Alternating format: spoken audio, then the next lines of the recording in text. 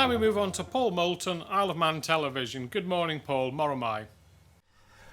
Good morning, Chief Minister. I need to go back to the timeline last night and the very late press release. I think it's the number one question that's I've been asked so many times last night was, could you not have just made some of these announcements there and then in the press release? For instance, the lockdown was going to happen. Children have gone to school today, yet now you're saying they're not going to go back tomorrow. And in fact, the Education Minister was on the radio at 8:15 saying it was voluntary today to go to school. This seems yet again, and you know, I keep asking it, it seems communication hasn't been your finest point on this.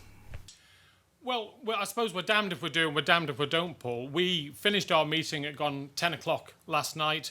We obviously had to focus on speaking with the head teacher of the school involved to make sure that we could put procedures in place as quickly as possible so the school didn't wake up in the morning, even at 7 o'clock, to find out they had a problem. That was being worked on. And we put a press release out straight away to all Timble members and then obviously onto the media outlets saying that we were going to be making an announcement. Now, it's important that we give, and we've done this before, if you look at the lockdown in January, for example, I think at lunchtime on the 5th, Tuesday, I said we were going to be closing schools on the Thursday. So we didn't do it straight away. It's not the sort of thing you do because our young people need to go into school to get their IT equipment so that they can work from home. And also parents who may have businesses that need to put their business in order need the day to put the kids into school so they can go and get shut of supplies, etc., turn their business from maybe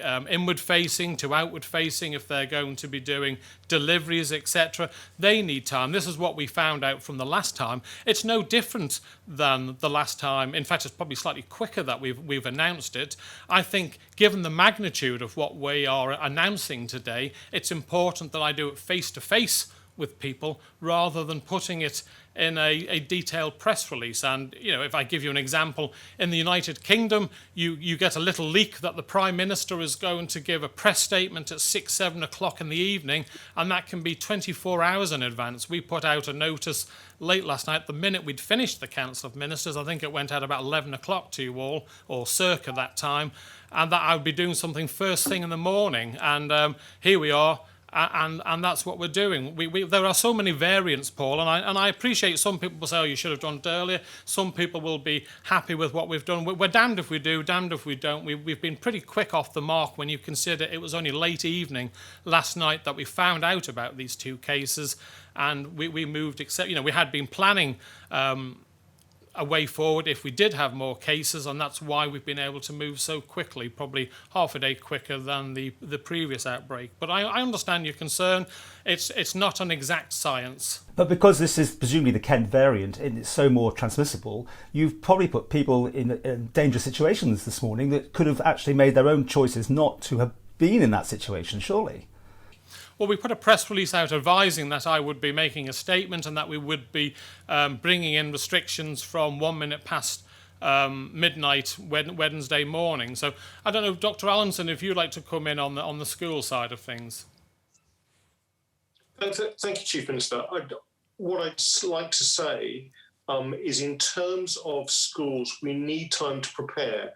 That's what today is about. It's giving parents the confidence that their child will be looked after, that they will be given choices, and that their child's education will continue through either remote learning or, if their child is classed as a vulnerable child or a child of a key worker who has to go to school, then obviously a key worker has to go to work, then obviously they'll be looked after. We're also going to be working with the preschool sector in terms of nurseries and childminders to provide this. But it's very important to get this into perspective. We do have a small number of cases in the community, but we can react to this in an organised way to make sure that we don't panic, to make sure that we take people along with the decision-making process, and also that we look after those children and make sure that their education isn't interrupted. What I tried to do this morning on Manx Radio is make it quite clear to those parents who might be anxious about sending their child to school that this wasn't mandatory, that they did have that choice, but some parents would not have that choice because they need that time to prepare, and that's what we will be providing today through the Education Service. It's also worth pointing out that obviously when we had a case with St Mary's School, we asked the year that of the child that had sadly caught COVID-19 to stay at home. That's exactly the same procedure that we've done with Bemmerhague. We didn't shut down St Mary's, it carried on, but we asked that year group where the high risk setting was to stay at home whilst we did tests. We've done exactly the same with Bemmerhague. The rest of the school will be low risk. But again, Paul, I get your concerns. There's no perfect answer to this. We've just done our best based on the past experiences where we know parents have to go to work today to prepare, and that children need to get their IT, because at the end of the day their education is incredibly important, and making sure that they can work from home and have the right tools is really important. And just but just had that. Someone's been on to me asking, can you clarify about nurseries? Are they affected on the lockdown? Do you know? It's the same as last time. Alex, do you want to come in and give the detail on the nurseries? So, certainly, Chief Minister, what we've done in the past is work with nurseries and childminders to make sure that spaces are available for vulnerable children and those children of key workers who desperately need to go to frontline services and provide things like the healthcare that we all rely upon. We'll be working with those providers during the course of today. We'll also be addressing a whole range of other issues that we've the provision of free school meals to ensure that people are looked after during the circuit break lockdown. Thank you, Chief Minister. Thank you. And my next question is for Dr. Allison. Again, back to the schools. We had a lot of comments that why have you picked only that 1 year when clearly there's transmission of people moving around schools, they go to the wash basins and so on. Plus there was school activities with other schools taking place, which got other parents very worried. Anything you want to add to that about this interaction with other people from other classes and other schools? Certainly. Right. Certainly. Thank you very much for that question, Paul. What we've been doing is working very closely with the track and trace system to identify the risk. You're quite right that infections can spread amongst schools, but we also know that even with the Kent variant, the transmission rate between child to child is relatively low, and certainly not as high as it would be from child to adult.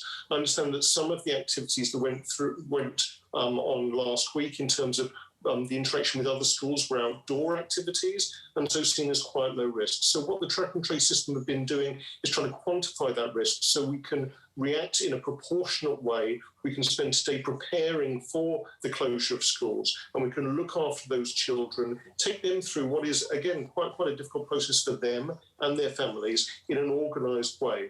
But we will keep the safety of those children as our key priority throughout this and act accordingly. So in answer to your question, yes, there is a risk between transmission. That risk has been assessed by the track and trace system and is being dealt with on a case-by-case basis to isolate that year group, to make sure the infection hasn't spread, and then to take action accordingly. And just to finish with, should people pick up their pupils whenever today and take them home if they can, in a position to start shielding today rather than wait for the end of the school day?